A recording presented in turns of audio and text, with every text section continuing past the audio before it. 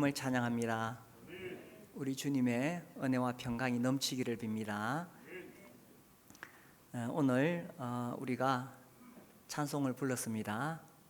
이제 내가 살아도 주 위에 살고 이제 내가 죽어도 주 위에 죽네. 어떻습니까? 이런 찬송 부를 때에 마음이 따라가고 있습니까? 이 곡이 아주 옛날 곡인 것 같은데 신앙생활을 오래 하신 분들은 이런 옛날 곡을 부르면 더 감동이 될 것 같아요. 뭐 옛날 지금 이렇게 찾기는 그렇지만 아무튼 과거에는 좀 더 순수했던 시대가 있었습니다. 저희 청년 때는 정말 예수님 믿고 구원받으면 그것이 다인 줄 알았죠. 내가 하나님 자녀 되고 천국 갈 수 있다는 것이 이것이 정말 다인 줄 알았어요. 그래서 예수님 믿고 구원받으면 정말 주를 위해 살고자 했고 주님께 자기 인생을 드리기를 원했었습니다. 그래서 어떻게 하면 내가 복음을 전할 수 있을까? 어떻게 하면 교회를 더 잘 섬길 수 있을까? 이런 분위기였습니다. 누구라도 예수님 믿으면은 다 그런 분위기였죠. 근데 지금 현대는 더 복잡한 시대가 되었습니다. 그래서 어쩌면은 예수님 믿는 것을 너무 쉽게 생각하는 그런 경향들이 좀 있는 것 같습니다. 예수님을 믿는 것은 내 인생이 걸린 문제인데 어쩌면 현대인들은 뭐 교회 내가 나가면 안 되나, 주일날 교회 나가고 또 11조 하고 또 뭐 교회에서 사역하고 그렇게 하면 안 되겠느냐. 물론 그것도 참 잘하는 것입니다만은 정말 예수님을 믿는다는 것이 무엇일까를 생각해 보면 그 이상이라는 거죠. 오늘은 어쩌면 좀 부담스러운 설교가 될지 모르겠습니다. 저도 쉽지 않은 문제입니다. 그러나 우리가 신앙생활을 제대로 하려면은 성경에서 말하고 있는 모범을 따라야 되겠죠. 뭐 우리가 뭘 하나 새로운 것을 배우더라도 운동을 하더라도 정말 제대로 하는 사람 흉내를 내야 되잖아요. 만약에 축구를 우리가 배우려고 한다면은 손흥민 선수나 이런 사람이 어떻게 하는가를 연구하고 따라가면 더 낫겠죠. 동네 아저씨 하는 것보다는 그죠? 진짜 프로를 따라가야 되겠죠. 이 스포츠 중에 특히 자세가 중요한 게 골프잖아요. 골프를 배우려면 물론 동네 아저씨 잘하는 사람 흉내 내면 좋겠지만 진짜 제대로 잘하려면은 뭐 타이거 우즈나 그죠? 뭐 이런 사람이 하는 그 폼을 따라서 흉내를 내야 그래도 제대로 배우겠죠. 그래서 신앙생활도 정말 제대로 신앙생활을 하는 사람, 그런 사람을 우리가 봐야 이렇게 예수님을 믿는 것이구나 하고 우리가 따라갈 수 있고 또 교훈이 된다고 여겨집니다. 오늘 예수님께서 제자들을 부르신 장면을 우리가 읽었습니다. 마태복음 4장 18절, 이 갈릴리 해변에 다니시다가 주님이 이제 제자들을 부르시죠. 베드로와 또 안드레가 바다에 그물 던지는 것을 보시고 부르셨습니다. 19절에 보면 나를 따라오라, 내가 너희를 사람을 낚는 어부가 되게 하리라. 그렇게 했을 때 20절에 그들이 곧 어떻게 했습니까? 그물을 버려두고 예수를 따르니라. 21절에 보니까 또 야고보와 요한을 부르십니다. 그럴 때 22절 그들이 어떻게 했습니까? 곧 배와 아버지를 어떻게 했어요? 버려두고 예수를 따르니라. 여기 보니까 이 제자들이 곧 버려두고 예수를 따르니라 이렇게 되어 있습니다. 그래서 예수님을 따른다는 것은 버려두고 따른다는 것을 우리가 알 수가 있습니다. 이 젊은이들이 어떻게 이 거물을 버려두고 자기의 생업이죠. 자기의 생업을 버려두고 따라갈 수 있었을까? 주님이 미끼를 던지셨습니다. 어떤 미끼를 던지셨느냐? 19절에 나를 따라오라. 내가 너희를 어떻게 한다고요? 사람을 낚는 어부가 되게 하리라. 그래서 이 미끼를 물고 자기의 생업을 버리고 예수님을 따라가게 됩니다. 뭐 평생 물고기 잡고 사는 것보다는 뭔가 이 사람을 낚는 어부가 된다고 하니까 아주 고상해 보이고 있어 보이고, 그래서 따라갔는지 모르겠습니다.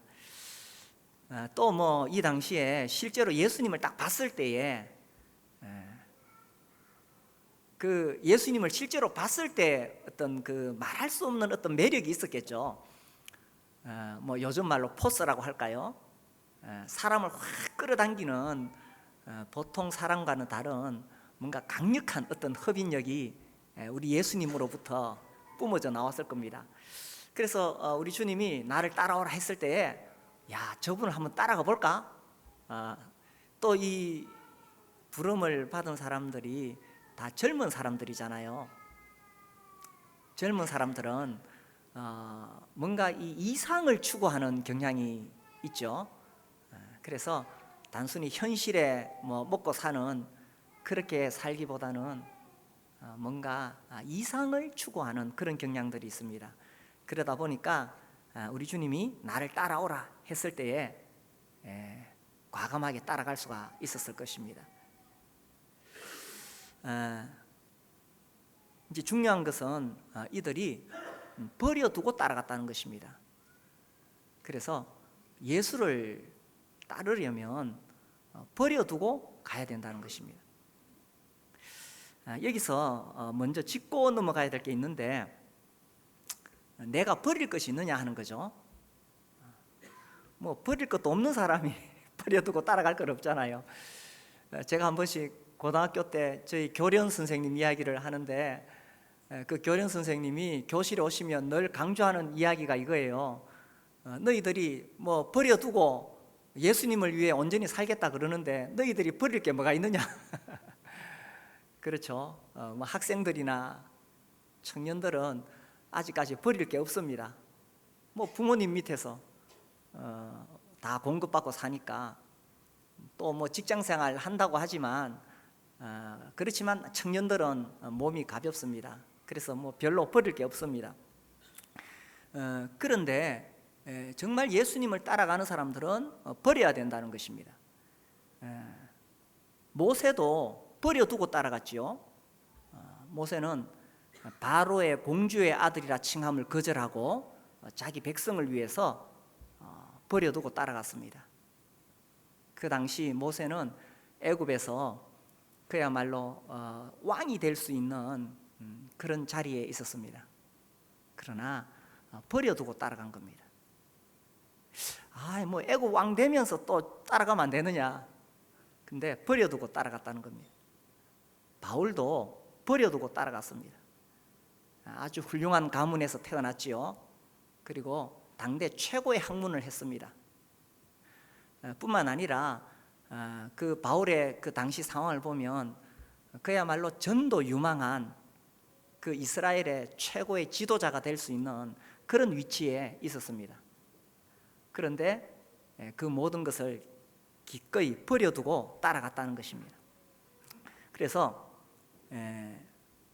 버려두고 따라간다는 거죠. 근데 이 버려둔다는 게 뭐냐? 예수님이 왜 이들을 부르셨느냐를 생각해 볼 필요가 있습니다. 단순히 수도원에 들어가라고 버려두라는 게 아니죠. 예수님이 이들을 왜 부르셨습니까? 19절 보니까 왜 부르셨어요?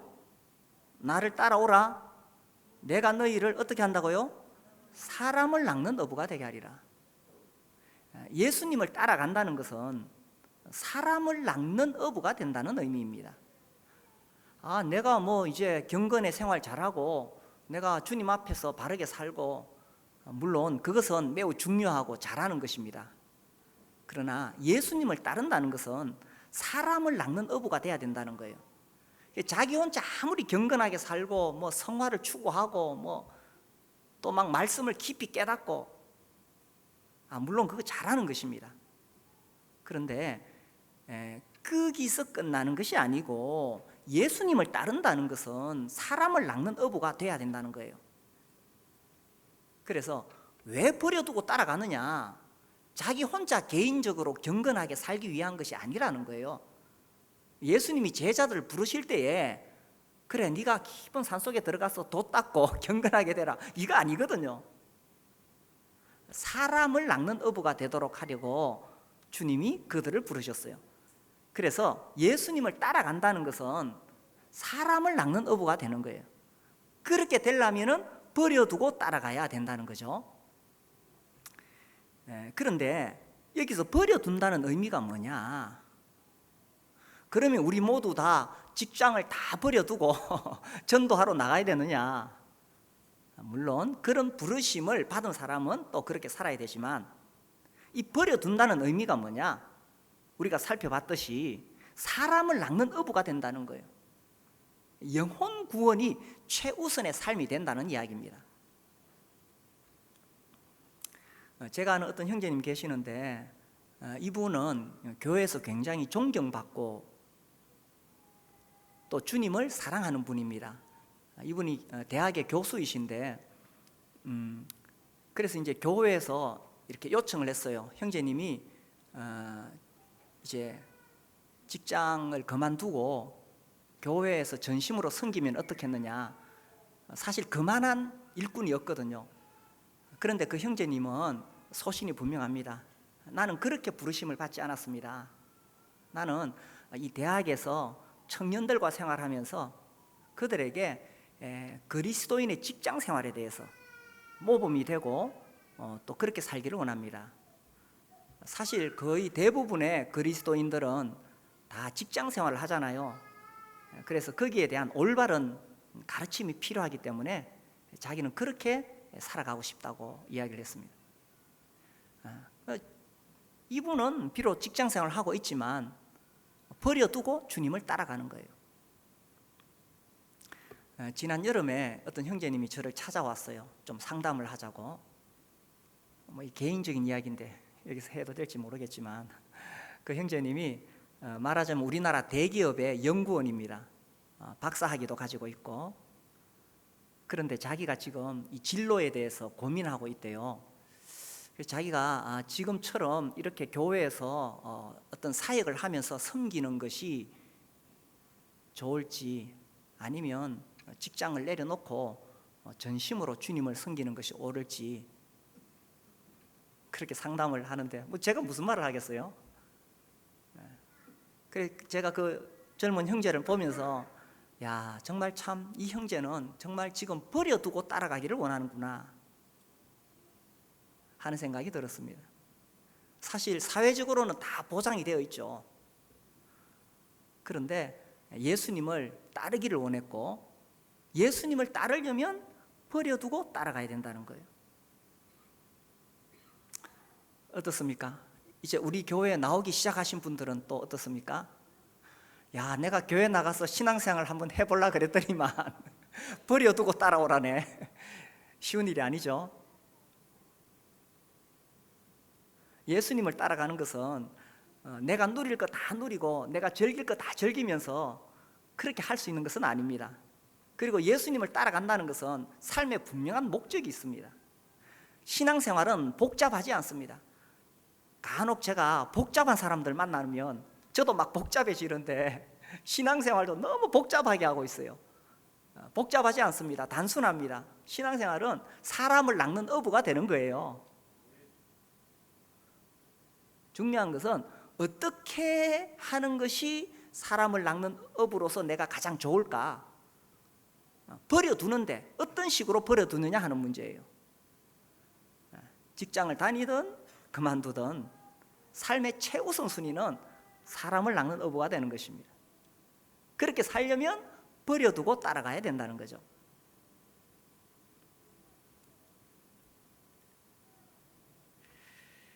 자, 두 번째 질문은 이것입니다. 그러면 얼마나 버려야 되느냐? 여기 보니까 이 베드로는 거물을 버려두고 갔지요. 또 야고보와 요한은 배와 아버지를 버려두고 갔습니다. 어떤 분은 이렇게 해석합니다. 그물을 버려뒀다 하니까 이 사람은 좀 그냥 평범한 어부고, 배와 아버지를 버려뒀다는 것은, 배를 가졌다는 것은 좀 더 이좀 부유한 어부가 아니겠느냐 그렇게 합니다. 아무튼 이들이 이 생업을 버리고 따라갑니다. 마태복음 9장 9절에 보시면 마태 이야기가 나옵니다. 9장 9절, 예수께서 그곳을 떠나 지나가시다가 마태라 하는 사람이 세관에 앉아 있는 것을 보시고 이르시되 나를 따르라 하시니 일어나 따르니라. 이 젊은이도 참 대단합니다. 따르라 하신다고 그냥 따라갑니다.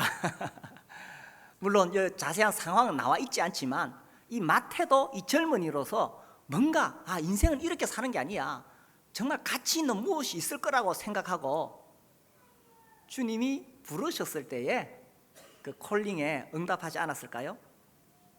여기는 가버나움입니다. 가버나움은 그 당시에 이 다맥색에서 이 이집트로 가는 매우 중요한, 이 지중해를 지나서 가는 아주 중요한 지역이기 때문에 국제 무역이 아주 활발했던 곳입니다. 그 말은 자금이 많이 흘렀고 세금도 많이 거두었고, 그 말은 이 마태가 아주 부유한, 물질적으로 아주 부유한 세리였다는 것입니다. 물론 그 당시에 세리가 정직하지 못한 그런 부분도 있겠지만, 아무튼 이 사람은 물질적으로 아주 부유한 사람이었어요. 그런데 주님이 나를 따르라 하시니까 벌떡 일어나서 따라갔다는 것입니다. 주님을 따른다는 것은 버려두고 따라간다는 거예요. 근데 어디까지 버려야 되느냐? 누가복음 5장을 봅시다. 여기 이제 베드로의 부르심에 대한 설명이 좀 더 자세하게 나옵니다. 누가복음 5장 10절과 11절. 세베대의 아들로서 시몬의 동업자인 야고보와 요한도 놀랐습니다. 예수께서 시몬에게 이르시되 무서워하지 말라. 이제 후로는 네가 뭐라고요? 사람을 취하리라. 사람을 낚는 어부가 되리라. 주님의 부르심은 단순합니다. 영혼 구원하여 제자 삼는 삶을 살아라 이겁니다. 사람을 취하리라 하시니 11절 같이 읽읍시다. 시작.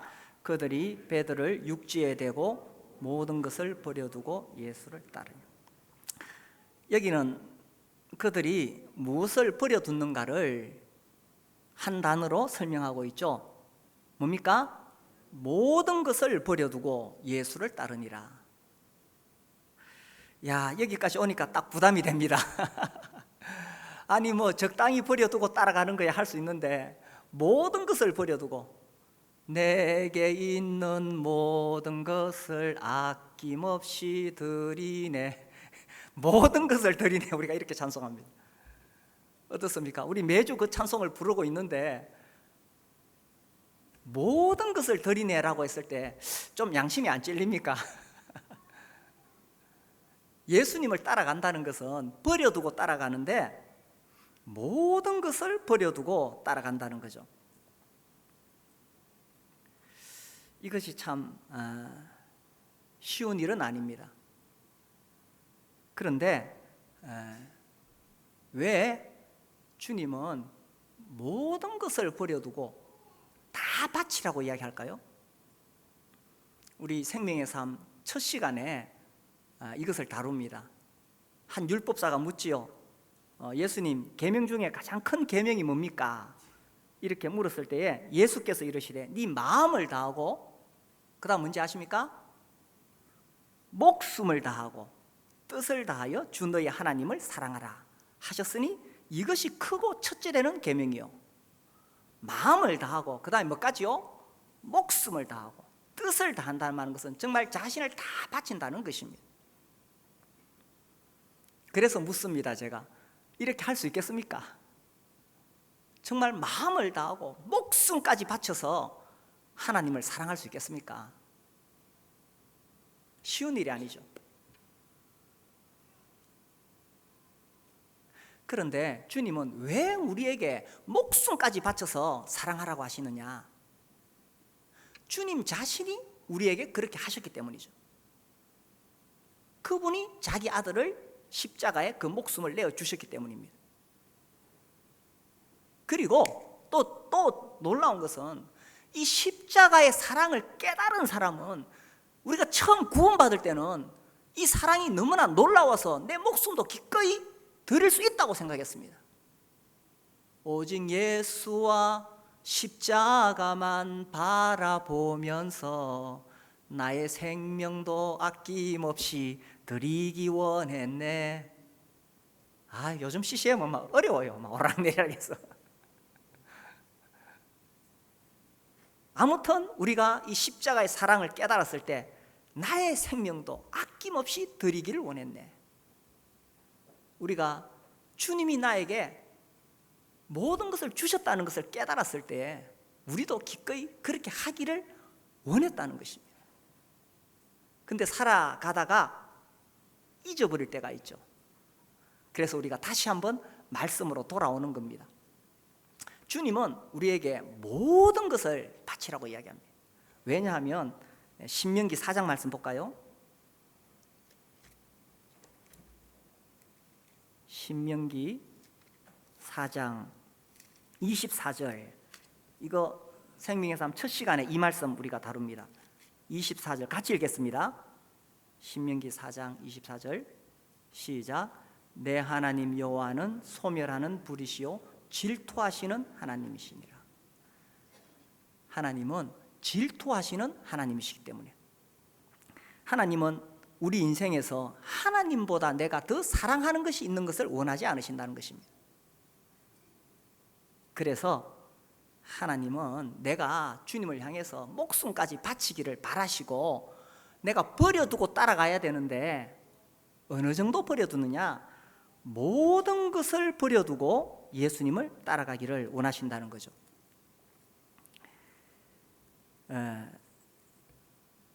지금부터 100년 전에 있었던 이야기입니다. 미국의 프린스턴의 거리에 윌리엄이라는 한 청년이 서 있었어요. 근데 그 앞에 아주 멋있는 자동차가 싹 지나갔습니다. 이 청년이 그 자동차를 보면서 탄성을 지르면서, 야, 나도 저런 차 하나 가졌으면 좋겠다, 이래요. 그 옆에 있는 친구가, 윌리엄 너도 하나 사지 그래. 그러니까 그 윌리엄이 하는 이야기가, 나는 저거 살 돈이 없어. 이 윌리엄이라는 청년은 차에 대해서 아주 잘 알았습니다. 그 당시 뉴욕에서 자동차 전시회가 열렸을 때에 거기서 그 자동차의 그 모델에 따라서 이거는 이런 게 좋고 이런 게 조금 부족하고 이렇게 설명할 만큼 차에 대해서도 아주 잘 아는 청년이었습니다. 그런데 돈이 없어서 못 산다고 말했습니다. 근데 사실 이 청년은 그 당시 자기 아버지로부터 100만 달러를 상속받은 사람입니다.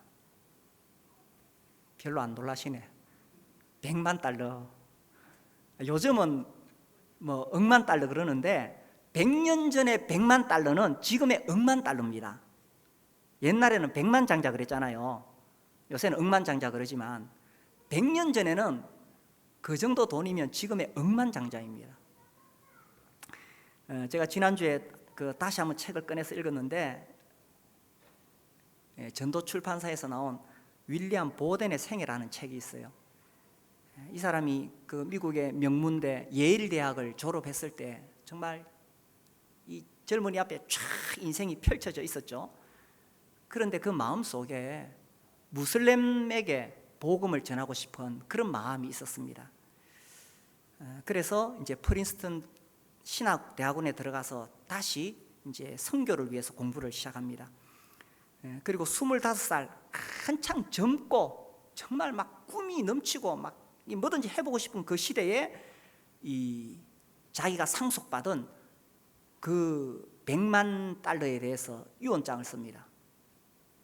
그래서 이 100만 달러를 4분의 1씩 다 나눠 가지고 시카고에, 그리고 또 미국에, 그리고 또 중국에, 그리고 또 해외 전역에 다 예수님 전하는데 선교할 수 있도록 쓰도록 그렇게 다 이렇게 나눠줍니다. 그리고 뿐만 아니라 자기가 그 대학원에 다니는 동안에도 뭐 7만 달러, 10만 달러 이렇게 복음을 전하는 곳에 그렇게 헌금합니다. 그래서 이 젊은이도 알았어요. 예수를 따르려면 모든 것을 버려두고 따라가야 된다는 거죠. 적당히 버려두고 따라가는 것이 아니라 모든 것을 버려두고 따라가야 된다는 것을 알았던 겁니다. 그리고 이제 그 다음 해에 이제 그 무슬림들에게 복음을 전해야 되니까 아랍어를 배우고 또 코란에 대해서 연구하려고 이집트로 갑니다. 근데 거기 갔다가 참 하나님 하시는 일을 알 수가 없는데 내막염으로 26살에 주님께로 갑니다. 주님이 하시는 일은 우리가 다 알 수가 없죠. 그가 이 세상 떠났을 때 전 세계에서 막 추모 행렬이 있습니다. 왜냐하면 전 세계 이 사람이 복음 전하도록 그 나이에 벌써 기여를 했기 때문에.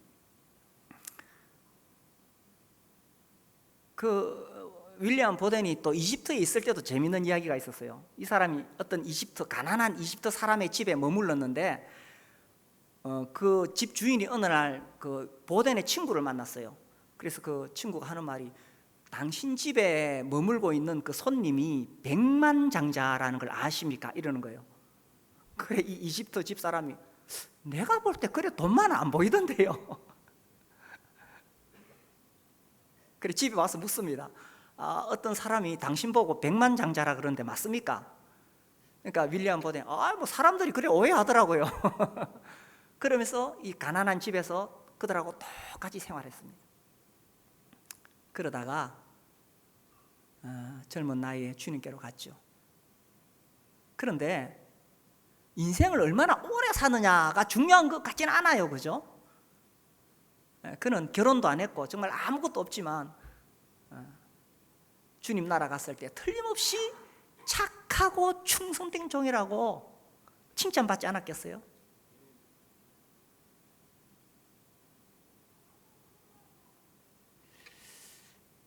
그래서 주님을 따른다는 것은 버려두고 따라가는 것입니다. 그런데 어느 정도 버려두느냐? 모든 것을 버려두고. 어떻습니까? 이 모든 것 안에 재산만 들어가는 건 아니겠죠? 이 모든 것 안에 나의 야망, 나의 취미, 나의 관심, 나의 과거 다 들어갈 것입니다.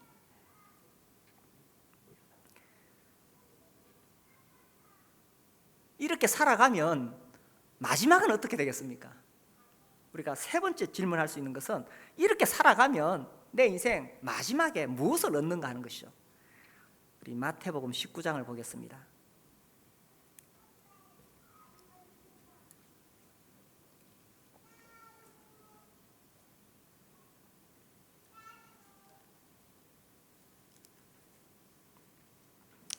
마태복음 19장 27절에서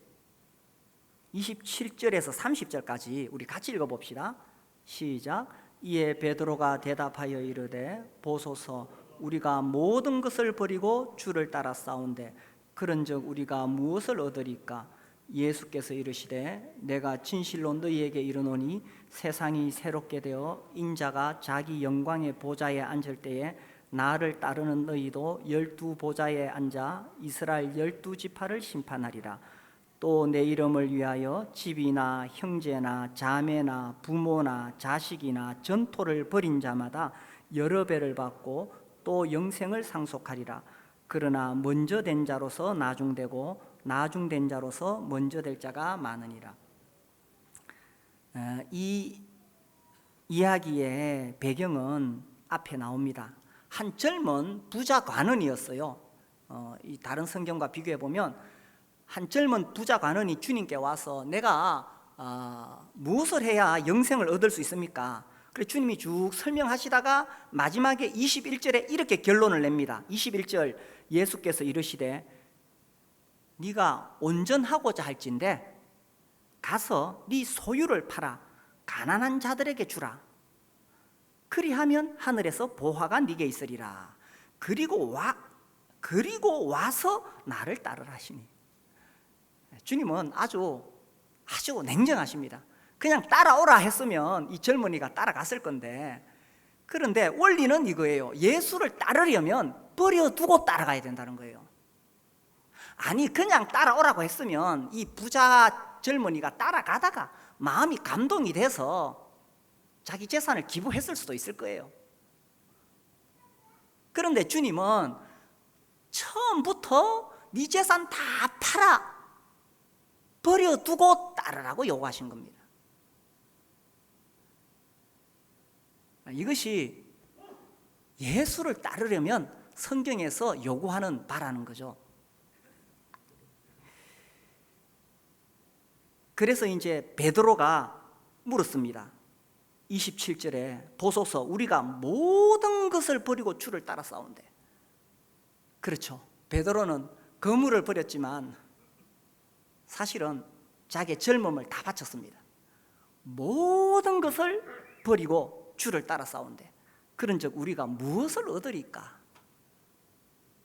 이렇게 내 젊음을 바치고 내 생애를 바치고 다 바쳤을 때 우리가 뭐 얻는 거 있습니까? 그때 주님이 대답하신 겁니다. 세상이 새롭게 되어 인자가 자기 영광의 보좌에 앉을 때에, 이렇게 하십니다. 그러면서 어떤 상급이 있을 것을 말씀하셨습니다. 사실 이 28절 29절은 우리가 해석하기 어렵습니다. 아마 이게 천년왕국 때 주님이 그렇게 상을 주시지 않을까, 그렇게 보여집니다. 그런데 중요한 것은 뭐냐 하면 분명히 상급이 있다는 이야기입니다. 모든 것을 버리고 따라갔을 때에 상급이 있다는 것입니다. 그것이 어떤 형태로 어떻게 주어질지 이 성경만으로는 다 해석하기가 쉽지 않습니다. 그러나 있다는 것입니다. 21절에서도 주님이 말씀하셨죠. 그 부자 청년에게 네 소유를 팔아 가난한 자들에게 주라. 그리하면 어떻게 된다고요? 하늘에서 보화가 네게 있으리라. 우리가 이 땅에서 버려두고 주님을 따른 것에 대해서 틀림없이 상급이 있다는 걸 말씀하고 계신 거예요. 아이고, 죽어서 천국 가는 것만 해도 어딘데 뭐 상까지 있습니까? 고든이라는 사람 이런 말을 했습니다. 게으르고 나태하며 신실하지 못한 그리스도인들이 열정을 가지고 헌신적으로 자신을 부인하며 산 그리스도인들과 똑같은 수준의 기쁨과 영광을 받으리라는 주장은 있을 수가 없다. 말은 긴데 무슨 뜻인지 아시겠죠, 그죠? 똑같지 않다는 것입니다. 아이고, 그래 나는 천국에 그 뒷줄에 앉아 있는 것만으로도 나는 만족합니다. 어떻게 보면 참 겸손해 보이는데, 아유, 나는 상 받을 필요 없습니다. 어떻게 보면 참 겸손해 보이는데, 짐 옐리프라는 사람이 이렇게 말했습니다. 영원한 상급에 대한 진지한 관심이 없는 사람들은 대부분 현세에 속한 상급을 쌓기 위해 인생을 허비하고 있다. 그런 사람들은 말로는 천국은 초라한 오두막으로 만족하겠다. 아이고, 천국 가는 것만 해도 어딘데 조그마한 오두막이라도 하나 있으면 그것도 감사한 일이죠. 말로는 그렇게 하면서 지금 이 세상에서는 호화저택에 살려고 하고 있다라는 거예요. 정말 천국과 지옥을 믿고 있다면 그렇게 말할 수가 없다는 거죠. 그러면 우리가 이 상급이라고 했을 때에 정말 천국에 가서 여기 나온 대로 이 땅덩어리를 받고 그런 의미겠느냐? 정말 우리가 주님 앞에 가서 받을 수 있는 최고의 상은 이겁니다. 잘하였도다. 착하고 충성된 종아. 내가 너를 구원한 보람이 있다. 이거 아니겠어요? 주님은 내가 천국의 앞자리에 앉기를 원하시는데, 나는 이 세상에서 어영부영 살다가 난 뒷줄에 앉아도 좋아요. 지옥 안 가는 것만 해도 좋아요. 그렇게 생각할 것이냐? 아니면 내가 천국 갔을 때 주님이 나를 끌어안고 내가 너를 구원한 보람이 있다, 내가 너를 위해서 못 박힌 보람이 있다, 이 한마디 들을 수 있으면 이게 최고의 상급 아니겠어요? 그렇게 살려면 버려두고 따라가야 된다는 것입니다. 여기 29절을 읽으면서 제가 이런 생각을 했어요. 왜 이렇게 구체적으로 주님이 열거하셨을까? 내 이름을 위하여 집이나 형제나 자매나 부모나 자식이나 전토를 벌인 자마다 여러 배를 받고, 왜 이렇게 구체적으로 말씀하셨을까? 내가 버려야 될 것 구체적으로 말씀하신 거예요. 네가 버려야 될 거 이거다. 그런데 그렇게 버렸을 때 이 땅에서는 내가 손해보는 것 같은데 주님은 분명히 약속하셨죠. 여러 배를 받고 또 영생을 상속하리라.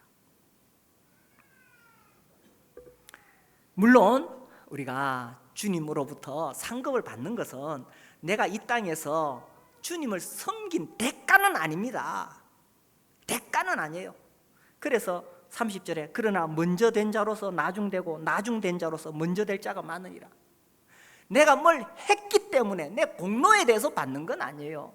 왜냐하면 하나님의 은혜를 내가 갚을 길이 없기 때문이죠. 내가 무엇을 한들 하나님의 은혜를 갚을 수가 있겠어요. 다만 이 상급도 하나님의 은혜로 받는 것입니다. 그런데 우리가 왜 그렇게 할 수 있느냐? 하나님이 나에게 베푸신 그 은혜가 너무 크고 놀랍기에 나를 구원하시려고 자기 아들을 십자가에 못 박게 하신 하나님이 자기 생명을 주셨기 때문에 우리도 아낌없이 생명까지 바치기를 원했다는 것입니다. 우리 교회 침례 받으면 제가 선물로 책을 드리는데 시베리아의 불꽃이나 또 하나는 숨은 보배라는 책을 드립니다. 보셨나요? 그 책 받으셔서 숨은 보배 책 보셨나요? 이 100년 전의 이야기입니다. 100년 전에 조선시대 그 백사겸이라는 사람의 이야기입니다. 너무 극적인 예가 될지 모르겠습니다. 아까도 100년 전에 윌리엄 보덴 백만장자 예를 들었는데 너무 극적인 예가 될지 모르겠습니다. 한편에서는 우리에게 100만 달러가 없는 게 다행이죠. 이 백사겸이라는 사람은 2살 때 아버지가 돌아가시고 9살 때에 소경이 됩니다. 근데 10살 되었을 때 자기 어머니도 돌아가셔요. 정말 이 고아가 되었는데 그 형이 있어요.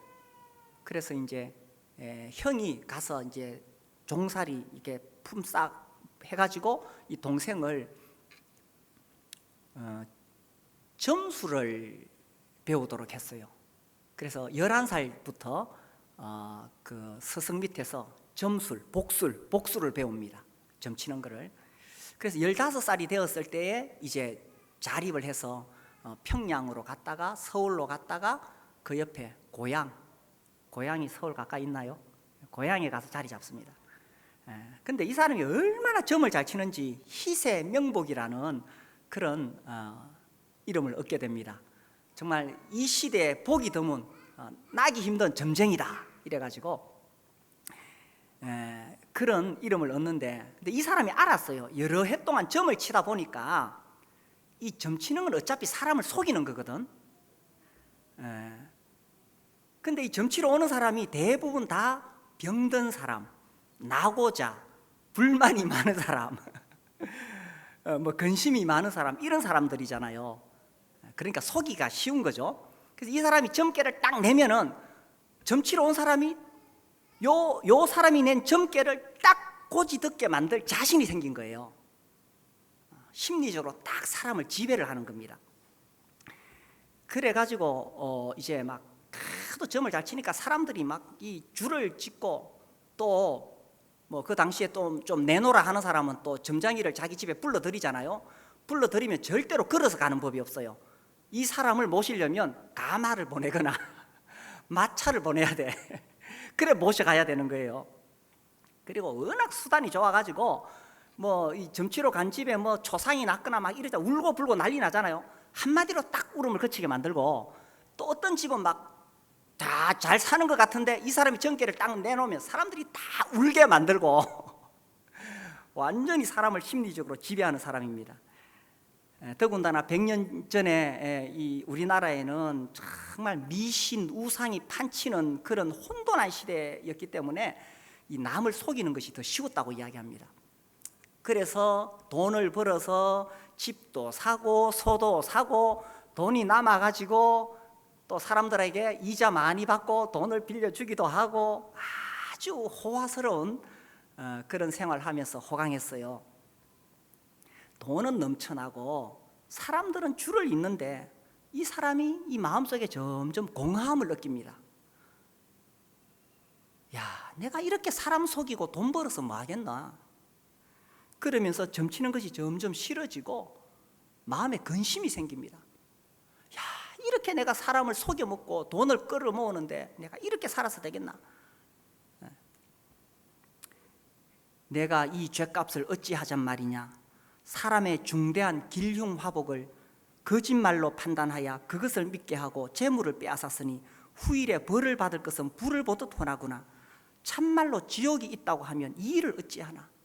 하면서 이 사람이 막 슬픔과 근심과 두려움으로 울기 시작합니다. 계속 울어요. 그래 울다가 38살 되었을 때 김재옥이라는 사람을 통해 전도지를 받습니다. 집어 던져 놓다가 하루는 하도 답답해서 자기 아내에게 그 전도지를 읽어달라 그래요. 그래서 읽어보고는 빛이 여기 있구나, 내가 예수를 믿어야 되겠구나 하고 회개하고 예수님을 믿습니다. 그리고 그 김재옥이라는 전도자가 왔을 때에 내가 이제 예수를 믿기로 했어. 그러니까 그 김재옥이 깜짝 놀라면서 희세 명목이 예수를 믿겠다니 깜짝 놀라가지고 아이고 지금 믿지 말고 정 2월 지나서 믿으라고. 그 당시에 이제 정 2월은 사람들이 더 점을 많이 치는 시기니까 대목이거든요. 그거 지나서 믿으라고 막 말립니다. 그러니까 이 사람이 무슨 소리 하냐고, 예수 전하는 사람이 내가 믿기로 했다고. 그리고는 예수를 믿었는데 이 마음에 이제 걱정거리가 이 많은 재산을 어찌할꼬, 이 사람들을 속여서 모은 재산인데, 그래서 사람들이 이야기합니다. 이 돈 좀 제발 가져가라고. 그래 교회 사람들이 와가지고 말립니다. 아이고 무슨 소리 하냐고, 당신이 예수 믿기 전에 모은 재물은 괜찮다 그러면서 지금부터 저 맞추면 된다고 말리는데 이 사람은 단호합니다. 이건 내가 가질 수 없다 그러면서. 그런데 이 하루는 강도들이 들어와가지고 싹 쓸어가는데 이 사람이 너무 고마워해요. 하나님께서 내가 정말 이렇게 남 속이면서 재산 모은 거 이거 다 하나님이 가져가신 거 보니까 정말 하나님이 나를 받아주셨구나 하면서 노래를 부릅니다. 이 세상의 소망 구름 같고 부귀와 영화도 한 꿈일세, 사망의 바람이 이슬같이 되나 나의 귀한 영혼 영원일세. 죄인 개수라도 발이 잦는 주의 넓은 은혜 한량없네. 십자가의 고난 나 위에 받으신 구주의 품 안으로 나들어가네. 그리고 나중에 예수님 전하는 전도자가 되어가지고 이 사람이 간증을 하면은 많은 사람들이 예수님 믿게 되고 또 많은 교회를 세우게 됩니다. 이후에 이제 이 사람이 그 누가복음 쪽복음을 구하게 되었는데, 이제 아내가 읽어주다가 23장에서 예수님이 십자가 지고 가는 그 장면에서 너무 감격해가지고 아내가 읽지를 못해요. 그 자리에 엎드려가지고 막 아내가 웁니다. 자기도 엎드려 울고. 그래 누가복음 그 쪽복음이 눈물로 완전히 젖어버려요. 그들은 또다시 일어나서 읽으려다가 또다시 읽지 못하고 하기를 나흘 동안 계속하였다고 합니다.